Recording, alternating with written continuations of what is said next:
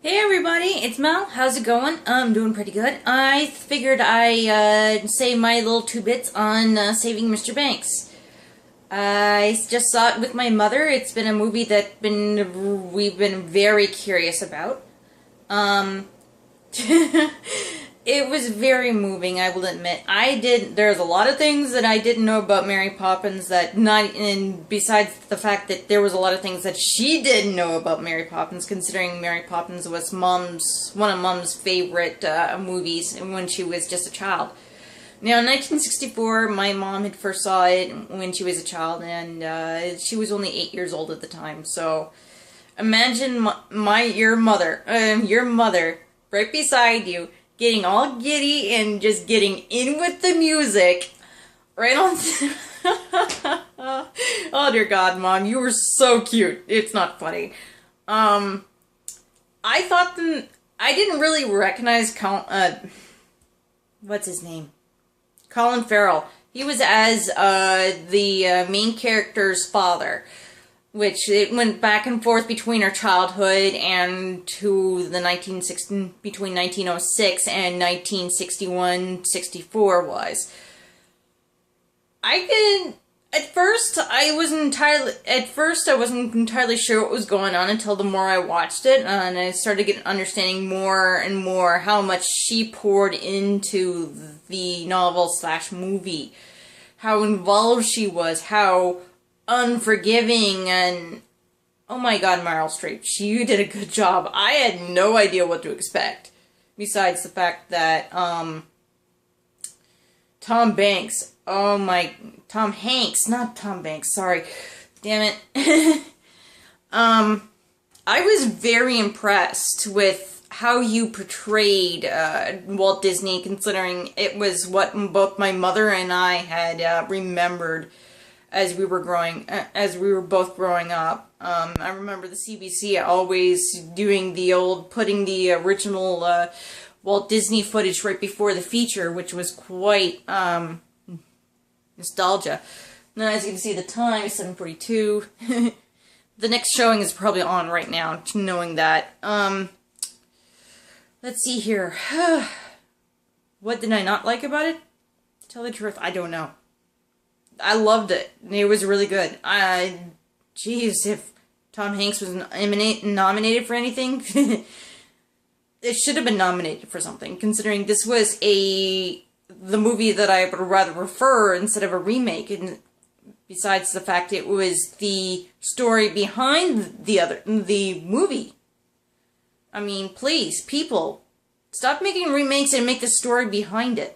That's just as interesting as the story itself, because it shows how much work was brought into this. And it was great seeing, like, old school Disney and all sorts of things like that. My mother was telling me the story about when I was a child. And this is actually quite cute. I'm just gonna switch hands here, because this hand's getting a little sore. Basically what it is, at first I thought she wasn't going to mention the first time I saw Mickey Mouse, which apparently no. But she was saying the first time that we went out from somewhere, it was dark, there was this guy outside at, when we were in Walt Disney World, Magic Kingdom, I believe it was. Anyway, there was this area with all sorts of art that I was intrigued by, and I was watching the guy draw. Lo and behold, guess who it was? The whole time that I not known. Drumroll. Roy Disney. The fact I was 6 years old and I didn't even know who the hell... It's just biting me in the butt. Okay, maybe not as much, but you get the idea.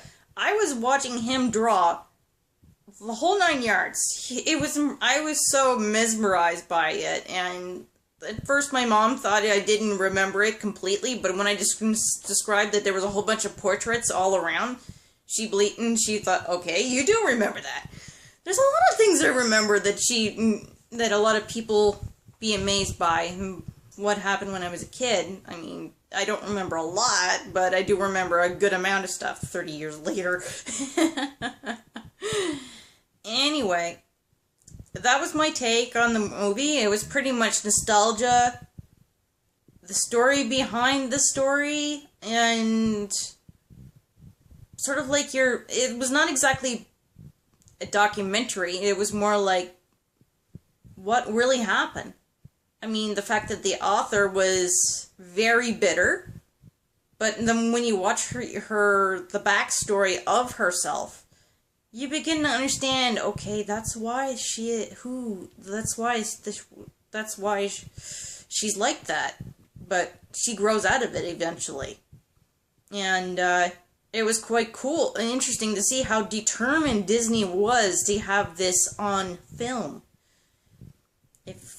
And the fact that she wanted it to fail, and it didn't exactly happen as planned. But I did find one thing kind of cute, which is the fact that